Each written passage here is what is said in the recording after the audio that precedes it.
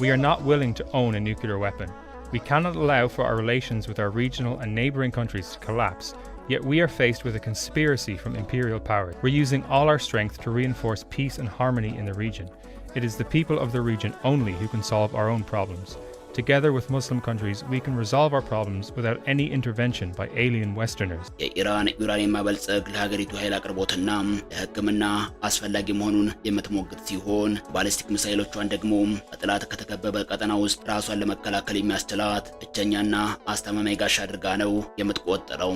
የውጭ ጉዳይ ሚኒስትር አራክቺ ኢራን ለሰላም ዝግጁ መሆኗን ቢገልጹም በአሜሪካ በኩል እየታየ ያለው ወታደራዊ ዝግጅት ግን አላስፈላጊና ለድርድሩ የማይጠቅም መሆኑን በማስጠንቀቅ ላይ ናቸው። የካቲት 7 በጄኔቫ በተካሄደ ሁለተኛ ዙር ውይይት ኢራን የራሷን የመልስ ሐሳብ በማዘጋጀት ጥሩ መሻሻል መታየቱ ቢነገርም የፕሬዝዳንት ትራምፕ የካቲት 19 መግለጫ ሁሉንም ነገር ገለባብጦታል። ትራምፕ ኢራን ትርጉም ባለው ስምምነት ላይ እንድትደርስ ከ10 እስከ 15 ቀናት የመጨረሻ ማስጠንቀቂያ የሰጡ ሲሆን ይህ ካልሆነ ግን እጅግ መጥፎ ነገሮች እንደሚገጥሟት መዛታቸው የፖለቲካውን ትኩሳት ወደ ከፋ ደረጃ አሸጋግሮታል። ከውጭ ጫናው ባሻገር በኢራን ውስጥ ያለው የውስጥ ፖለቲካዊና ኢኮኖሚያዊ ቀውስ የድርድሩን ሂደት እጅግ ውስብስብ አድርጎታል። ተንታኞች እንደሚያሳዩት ከጥር 2026 ጀምሮ በሀገሪቱ የተቀሰቀሰው ህዝባዊ ተቃውሞ መነሻው የኢኮኖሚ መፈራረስና የገንዘብ የመግዛት አቅም ማሽቆልቆል ነው። የሰብአዊ መብት ተሟጋቾች መረጃ እንደሚያመለክተው መንግስት ተቃውሞውን ለማፈን በወሰደው የኃይል እርምጃ ከ2000 በላይ ዜጎች ህይወታቸውን አጥተዋል። ትራምፕ ይህንን የውስጥ ቀውስ ከድርድሩ ጋር በማቆራኘት የኢራን መንግስት በዜጎቹ ላይ የጅምላ ግድያ የሚፈጽም ከሆነ አሜሪካ በቀጥታ ጣልቃ እንደምትገባ ዝተዋል። ይህ ውስጣዊ ጫና በኢራን የስልጣን መዋቅር ውስጥም መናወጥን ፈጥሯል። የሀገሪቱ የበላይ ጠቅላይ መሪ አያቶላ አሊ ኻሜኒ የድርድሩ ሙሉ ኃላፊነት ለአሊ ላሪጃኒ በመስጠታቸው ለዘብተኛ አቋም አላቸው የሚሉት ፕሬዝዳንት ፔዜሽኪያን በድርድሩ ውስጥ ያላቸው ሚና በተወሰነ መልኩ ወደ ጎን እንዲገፋ አድርጎታል። ፔዜሽኪያን በ2004 ወደ ስልጣን ሲመጡ በህዝባዊ ተቃውሞዎች ላይ ለዘብተኛ ቃላትን ቢጠቀሙም በሀገሪቱ አንኳር የደህንነት ጉዳዮች ላይ ግን ከጠቅላይ መሪው ጋር ተመሳሳይ የሆነ ጠንካራ አቋም አላቸው። የእሳቸው ምክትል ፕሬዝዳንት የውጭ ጉዳይ ፖሊሲ የሀገሪቱን ኢኮኖሚ ማግለል እንዳለበት አጽንኦት ሰጥተው መናገራቸው መንግስት ማዕቀቡን ለማስነሳት ድርድር እንደሚፈልግ የሚያሳይ ቢሆንም ይህ ግን የሀገሪቱን ደህንነት አደጋ ላይ በሚጥል መልኩ እንደሚሆን በግልጽ የሚያመለክት ነው። የሀገሪቱ ሚዲያዎች እንደ ቴሄራን ታይምስ ያሉት ደግሞ ይህንን ድርድር ኢራን ለትራምፕ የሰጠችው ተጨማሪ እድል አድርገው በማቅረብ አሜሪካ የምታነሳቸውን ከልክ ያለፉ ጥያቄዎች ህዝቡ እንዲቃወም እየቀሰቀሱ ይገኛሉ። በማህበራዊ ሚዲያም የፔዜሽኪያን እምቢተኝነት ሰፊ ድጋፍ ያገኘ ሲሆን ኢራኖችን ለነሱ ከመጠን ያለፈ ጥያቄ አትገዙም የሚል መልእክቶች በስፋት እየተጋሩ ነው። የትራምፕ የአስተዳደር ስልት ዲፕሎማሲን ከከፍተኛ ማብራሪያ ጋር የቀላቀለ ነው። ከ10 እስከ 15 ቀናት ውስጥ ስምምነት ካልደረሰ እርምጃ ወስዳለሁ ማለታቸው አሜሪካ ከፍተኛ ወታደራዊ ጥቃት ልትከፍት ትችላለች የሚለውን ስጋት ጨምሮታል።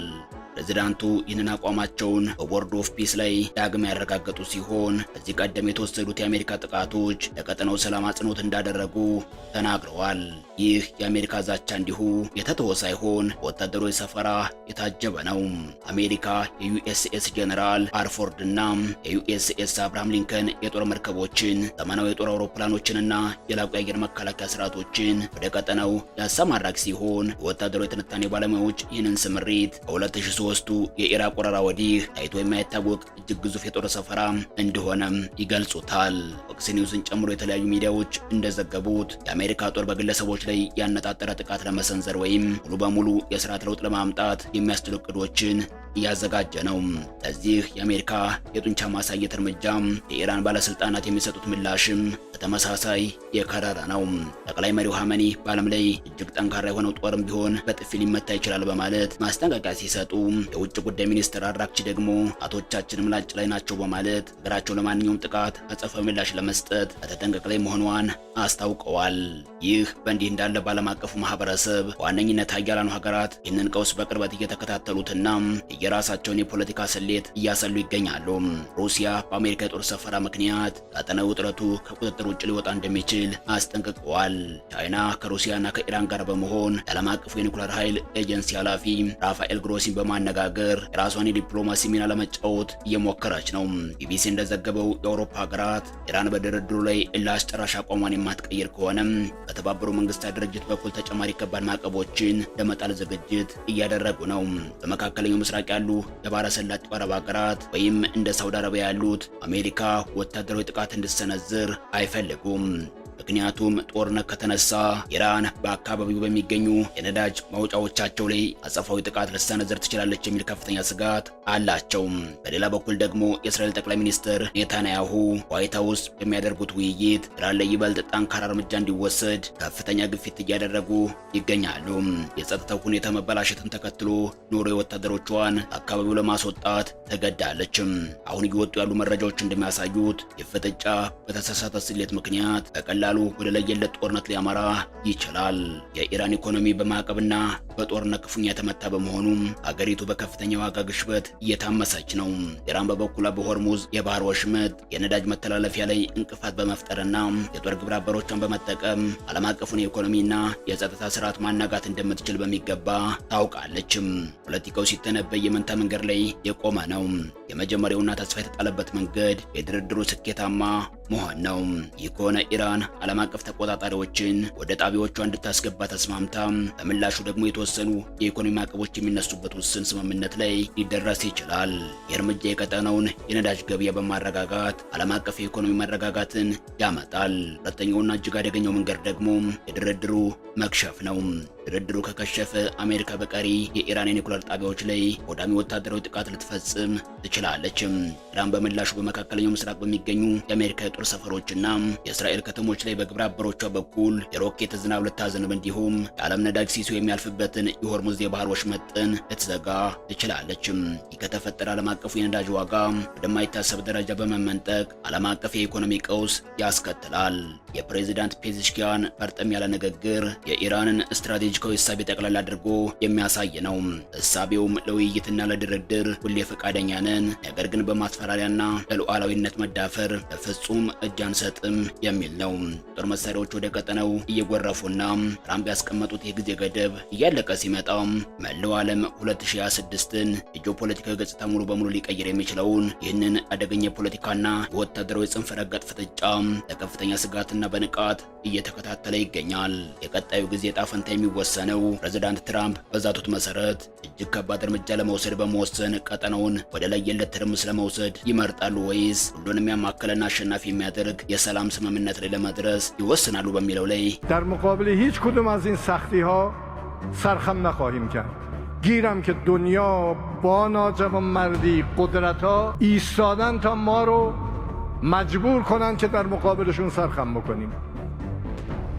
همان گونه که شما در مقابل سختی‌ها سرخم نکردید، ما نیز در مقابل این مشکلات سرخم نخواهیم کرد. ለሳምንታት በዘለቀው የአሜሪካና የኢራን ድርድር አሁን መቋጫ አልተገኘለትም። አሜሪካ በቀጠናው ከፍተኛ ጦር መሳሪያና ሰራዊት እያንቀሳቀሰች ባለችበት ሰዓትም የኢራን ፕሬዝዳንት መሱድ ፔዜሽኪያን በአሜሪካ ዛቻና ማስፈራሪያ አንንበረከክም ሲሉም ተደምጠዋል። በአሜሪካና በኢራን መካከል ያለው የረጅም ጊዜ ፖለቲካና የወታደራዊ ውጥረት አሁን ላይ እጅግ አሳሳቢ ወደሆነ ደረጃ ላይ ደርሷል። ይህንን በቴሄራንና በዋሽንግተን መካከል የከረረ የመጣውን መቆራቆስ በሚያሳይ ደፋርና ቁርጠኝነት በተሞላበት ንግግር የኢራኑ ፕሬዝዳንት መሱድ ፔዜሽኪያን ሀገራቸው አሁን እየተካሄደ ባለው የኒውክሌር ድርድር የየትኛውም የአሜሪካ ጫና እጅ አልሰጥም ብላ በመሃ ተገዝታ ውላለችም። የትራምፕ ዛቻ ከ10 ቀናት የሚቆይ አልሆነም። ኢራን ሀያል ነን የሚሉ ሁሉ በጥፊ ሊወድቅ እንደሚችል ይወቅ ማለቷ ሲያመጣው ጣጣ ምንድነው? ዛሬ ለኢራን ፓራ ኦሊምፒክ ቡድን አባላት እውቅና ለመስጠት በተዘጋጀ ልዩ ስነ ስርዓት ላይ ንግግር ያደረጉት ፕሬዝዳንቱ ይህንን አጋጣሚ በመጠቀም ሀገራቸው ኢራን ከአሜሪካው ፕሬዝዳንት ዶናልድ ትራምፕ እየመጣባቸው ያለውን እየጨመረ የመጣ ዛቻና በፋርስ ባህረ ሰላጤ በሰፈረው ታይቶ የማይታወቅ ግዙፍ የአሜሪካ ጦር የማይበገር አቋም እንዳላት አጽንኦት ሰጥተዋል። ፕሬዝዳንቱ አትሌቶቹን አብነት በማድረግ ባደረጉት ንግግር የዓለም ሀያላን ሀገራት እኛን ለማንበርከክና አንገታችንን ለማስደፋት ብዙ ጥረቶችን አድርገዋል። እናንተ አካላዊና ስነልቦናዊ በሆኑ ችግሮች ፊት አንገታችሁን እንዳልደፋችሁ ሁሉ እኛም እንደ ሀገር በእነዚህ ከባድ ጫናዎችና ችግሮች ፊት ፈጽሞ አናቀረቅርም በማለት የኢራንን ጽኑ ብሔራዊ አቋም ገልጸዋል። در مقابل هیچ کدوم از این سختی‌ها سرخم نخواهیم کرد. گیرم که دنیا با ناجوانمردی قدرت‌ها ایستادن تا ما رو مجبور کنن که در مقابلشون سرخم بکنیم. همان گونه که شما در مقابل سختی‌ها سرخم نکردید، ما نیز در مقابل این مشکلات سرخم نخواهیم کرد. ይህ ወሳኝ መግለጫ የተሰጠው በኦማን ኳታርና ስዊዘርላንድ አደራዳሪነት በተዘዋዋሪ እየተካሄደ ባለው እጅግ አስቸጋሪ የዲፕሎማሲ ድርድር መሃል ነው። በዚህ ድርድር ላይ አሜሪካ በኢራን የኒውክሌር ፕሮግራም የባሊስቲክ ሚሳኤል አቋሟና መካከለኛው ምስራቅ ባላት ሰፊ የፖለቲካና ወታደራዊ ተጽዕኖ ላይ ጥብቅና ወደ ኋላ የማይመለሱ ገደቦች እንዲጣሉ አጥብቃ ጠይቃለችም። ቴህራን በበኩሏ እነዚህን የአሜሪካ ጥያቄዎች ለተራ የድርድር ነጥቦች ሳይሆን ለሀገሪቱ ሉዓላዊነትና ብሔራዊ ደህንነት የተደቀኑ የህልውና ስጋቶች አድርጋ ትቆጥራቸዋለችም። የፕሬዝዳንት ፔዜሽኪያን ጠንካራ ንግግር አጋጣሚ የተሰነዘረ ሳይሆን ለበርካታ አስርተ ዓመታት ኢራን በአሜሪካ ላይ ካላት የጠበቀ የጥርጣሬ ስሜት የመነጨውን ሰፋ ያለ የሀገሪቱን የትግልና የእምቢተኝነት ፖለቲካዊ ትርክት የሚያንጸባርቅ ነው። ፕሬዝዳንት ትራምፕ በኢራን ላይ የተወሰኑ ብሔራዊ ጥቃቶችን ለመሰንዘር በይፋ እየዛቱና እንደ ዩኤስኤስ ጄኔራል አልፎርድ ያሉ ግዙፍ የጦር መሳሪያዎችን ወደ ቀጠናው እያሰማሩ ባሉበት በዚህ ወሳኝ ወቅት የኢራን አመራሮችን እጅግ ፈታኝ የሆነ የፖለቲካ ቁማር ውስጥ ገብተዋል። በአንድ በኩል ማዕቀቡን ለማስነሳት የሚረዱ የዲፕሎማሲ ጥረቶችን እያደረጉ ሲሆን፣ በሌላ በኩል ደግሞ በማንኛውም ሰዓት ሊፈነዳ ለሚችል መጠነ ሰፊ ጦርነት ውስጣዊ ወታደራዊ ዝግጅቶችን እያፋጠኑ ይገኛሉ። ይህንን ውስብስብ የፖለቲካ ትኩሳት ለመረዳት ታሪካዊ ዳራውን መቃኘት የግድ ይላል። በአሜሪካና በኢራን መካከል ያለው የኒውክሌር አለመግባባት መነሻው በሚሊኒየሙ መባሻ አካባቢ ሲሆን የኢራን የዩራኒየም ማበልጸግ ፕሮግራም ዓለም አቀፍ ማህበረሰብ ስጋት በመፍጠሩ የተነሳው በሀገሪቱ ላይ ተከታታይ ዓለም አቀፍ የኢኮኖሚ ማዕቀቦች እንዲጣሉ ምክንያት ሆኗል። ሁኔታውን ለማርገብ በማሰብ በአውሮፓውያኑ 2015 በቀድሞ የአሜሪካ ፕሬዝዳንት ባራክ ኦባማ አስተዳደር መሪነት የጋራ አጠቃላይ የድርጊት መርሃ ግብር ወይም የሲፒኦኤ በመባል በሚታወቀው ታሪካዊ ስምምነት ተፈርሞ ነበር። ይህ ስምምነት ኢራን የዩራኒየም ማበልጸግ መጠኗን ከ3.67 በመቶ እንዳታልፍና የሴንትሪፊጅ ማሽኖቿን እንድትቀንስ የሚያደርግ ሲሆን በምላሹም በሀገሪቱ ላይ የተጣሉት የኢኮኖሚ ማዕቀቦች ሊነሱላት የሚያደርግ ነበር። ነገር ግን ይህ አንጻራዊ ሰላም ያመጣው ስምምነት ብዙም አልዘለቀም። በ2004 ምርጫ ዳግም ወደ ስልጣን የመጡት ፕሬዝዳንት ትራምፕ የእስራኤሉን ጠቅላይ ሚኒስትር ቤንያሚን ኔታንያሁን የረጅም ጊዜ ማስጠንቀቂያ በማስተጋባት የጥቃት ኢራን የኒውክሌር ጦር መሳሪያ እንዳታገኝ ለመከላከል እጅግ አስፈላጊ እንደነበር በመግለጽ የወሰዱትን እርምጃ አረጋግጠዋል። ጦርነቱ በቀላሉ ሊሰበር በሚችል የተኩስ አቁም ስምምነት የተጠናቀቀ ቢሆንም ኢራንን በተዋረደ ስነ ልቦናና በፈረሰ ኢኮኖሚ ውስጥ እንድትዋዥቅ አድርጓል። ከጦርነቱ በኋላ በሀገሪቱ ውስጥ የተነሳው ህዝባዊ ማዕበል ይበልጥ ተጠናከረም። ዜጎች የስርዓት ለውጥና መሰረታዊ ኢኮኖሚ ማሻሻያ እንዲደረግ አደባባይ ወጥተው ጠየቁም። ኢራን በበኩሏ ለደረሰባት ጥቃት አጻፋውን እንደምትመልስ መዛቷን ቀጠለችም። ይህ ሁሉ ውጥረት እያለ በ2025 መገባደጃ አካባቢ በኦማን አደራዳሪነት በተዘዋዋሪ የሚደረጉ ድርድሮች ዳግም ጀመሩ። በዚህ ወቅት ኢራን ማዕቀቦች እንዲነሱላት በማሰብ ለድርድር ዝግጁ መሆኗን ብታሳይም ይህ ሊሆን የሚችለው ግን ሀገሪቱ ኒውክሌርን ለሰላማዊ ዓላማ የመጠቀም መብቷ ሲከበርላት ብቻ እንደሆነም ቅድመ ሁኔታ አስቀመጠችም። የትራምፕ ሁለተኛ የስልጣን ዘመን ይህንን አዙሪት ይበልጥ አባብሶታል። በአንድ በኩል ስምምነት ላይ ሊደረስ ይችላል የሚል ተስፋ ሲፈነጥቅ፣ በሌላ በኩል ደግሞ ከባድ ወታደራዊ ኃይል እርምጃ ዛቻዎች ይሰማሉ። ይህ የዲፕሎማሲና የጦርነት ዛቻ ድብልቅልቅ የዘመናዊው ዓለም አቀፍ ፖለቲካ እጅግ አስፈሪ ገጽታ ሆኖ ቀጥሏል።